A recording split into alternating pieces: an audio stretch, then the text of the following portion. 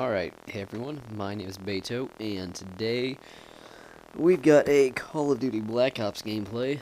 I'm playing Domination on launch, as you can see. I start off with the Ak74u with extended mags. I have the Python speed reloader as my secondary, frag grenade, smoke grenade, flak jacket, steady aim, marathon, and a motion sensor. This is my flag capturing class.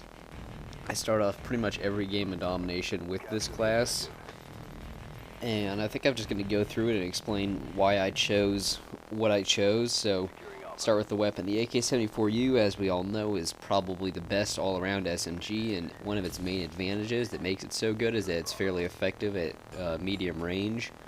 And when you're doing flag capturing, you might have to, on many of the maps, you do have to do some slightly longer range combat, like right here, for example, when you'll see some parts where that comes into play. And then the extended mags is it's a good overall attachment, but it's especially good in this case because when you're trying to capture a flag, this is usually for capturing the B flag right off the bat.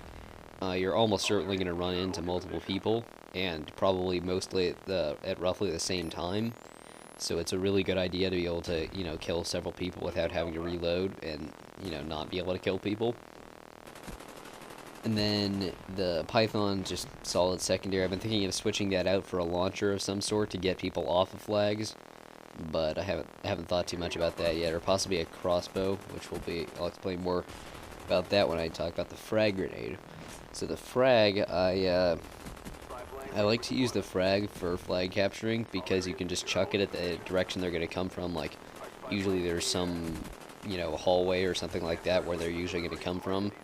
And if you just chuck it there without cooking it, your enemies are going to see the grenade indicator, assuming that they aren't completely retarded. And if they're completely retarded, you probably don't have to worry about them anyways. But they're going to see that, and, average person is not going to run across a grenade indicator, and the fuse time for the frag grenade is 3.5 seconds, and so it takes maybe a little bit to get there. Quad spray fail. I think all four of those guys threw grenades at me, but it takes a little bit to get there, but probably will buy you 3 seconds or so. Where they won't be able to get to you, so that's nice. Smoke grenade, obvious choice for capturing flags, gives you cover. I'm thinking of switching out to Nova gas though, because smoke grenades are a little funky. Sometimes they just don't work properly. They don't show up on the other person's screen. They don't go off at all. There's some weird stuff that I've been noticing with smoke grenades. But for now, that's what I use. And then motion sensor, I like to use the motion sensor when I'm capturing flags so I know where they're coming from, how many there are, etc. Especially at the beginning of the map, which is what I normally use this for. You won't have a UAV up, so it's a good idea to be able to, see where they're coming from and how many of them, etc. And then the flak jacket is easily the best perk for flag capturing, or for any objective game type, really. Where you're trying to, capture flags, plant bombs, whatever, because it really makes you pretty much impervious to explosions. Just for reference, the actual numbers for it is it multiplies all incoming explosive damage by 0.35, and for those of you who are not so good at math, it makes you take a third less. It makes you take 2/3 less explosive damage, so that's really, really good. It's a really powerful perk that's pretty underused. And then kill streaks, might as well talk about that because I just threw it down. So I've got UAV, SAM turret, and attack helicopter or napalm strike. Probably napalm. Actually, no, I think it's a helicopter. And so the reason behind that is UAV is just great, especially since this game's spawn system is so volatile. Where, it'll flip them pretty quite often, and so it's good to be able to tell where the enemy's spawning, because even if many of the other team are running Ghost, you can look where the majority of people are, and that'll tell you where they're spawning and which direction you should expect them from. So that's good to have. SAM turret, there's not much to say about the SAM turret other than it kicks fucking ass. I love that kill streak. It is definitely the first kill streak I'll unlock every time I prestige, because it is amazing. It will solve all your problems.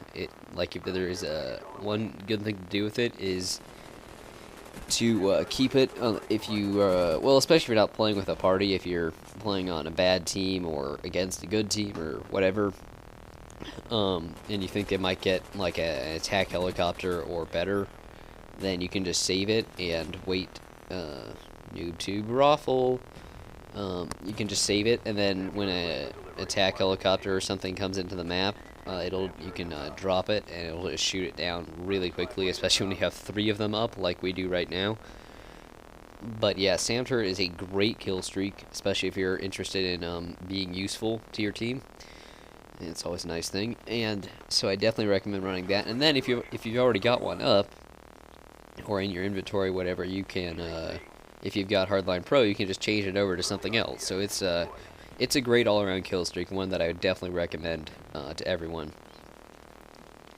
And then Napalm Strike is obviously great domination. I don't think I actually have that right now. I think I got the helicopter on. But the Napalm's great because, as you can see right there, it can cut off an entire route to get to a flag, so that's a really nice feature. Oh yeah, switched over to the pm63. You can just call it the ponage meter times 63, because this thing is awesome. I have seen both Woody and Hutch decry it as garbage, and that is not the case. It is a really, really good gun, and it's a lot of fun to use as well.